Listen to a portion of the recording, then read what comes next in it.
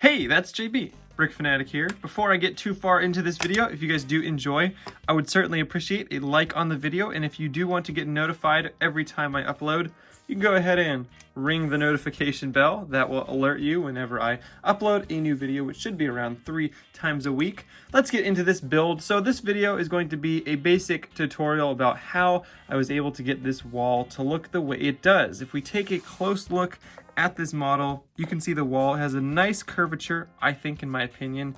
I'll take the minifigure out of the way, which this is a Fig Barf. If you don't know what that is, it's just kind of a bunch of different minifigures thrown together to make a unique looking figure, but that's not what this video is about.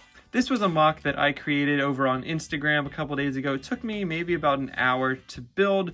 Very simple techniques. However, some people might not know them, so I'm going to show them off in this video. Again, the majority of the video is going to be talking about this wall portion, so you can build things like this yourself.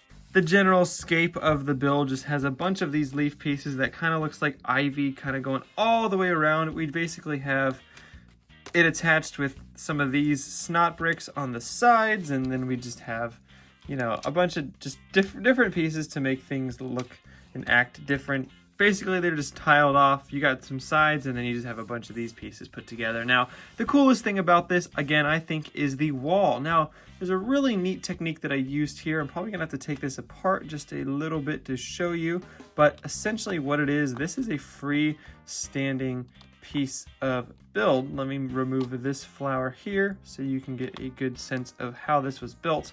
This is all one section. Now, the back of this looks like it's just floating, but on the back of it, you can see it is not. We have these clips. These are just a 1x1 clip, and then you attach them by sticking it in between two plates just like that. It fits perfectly, and you can move this in any shape, any way that you want.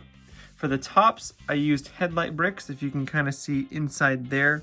They're attaching to that top block. You can also put a top brick on it, as well as some leaves behind it. Now behind the actual wall here, I just have some random colors. I could have fleshed this out a bit more, and then we just have some brush on top. Again, very, very simple. I have some tiles down so that this attaches just like that, and then this kind of just gets held into place by this bit here. So this just attaches over here. I forget exactly how I had it originally, but that works for now. And it's just a really simple technique. It may look complex, but again, you're just putting them together. You just have to be kind of fragile. And then we have this flower here that I just had attached somewhere, probably like right around there. And there we go. I mean, then you can just kind of bend the wall to your liking. Again, a very, very simple technique that has a great effect, and it just looks like a nice wall. You can make this as long as you want. You can make this as tall as you want.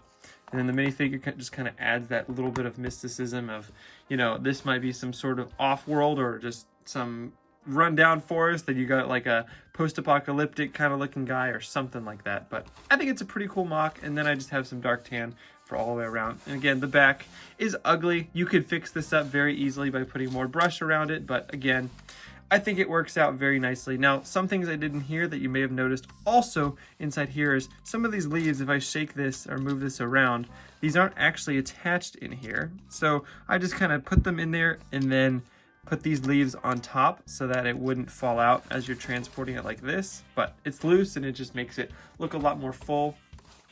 And then again, just here's another 360 view of it. I can remove this little bit just so you can get a good shot of what it looks like in the back. But yeah, I mean, it's again very, very simple technique to use. It's a very cool technique. It definitely makes your build stand out by using this look. Gives it a nice flowy feel and a natural look. If you guys did enjoy this quick little tutorial on how to build a wall like that, I would certainly appreciate, again, a like on the video, and if you want to see more, subscribe to the channel. All right, this has been JB, and I will see you in the next one.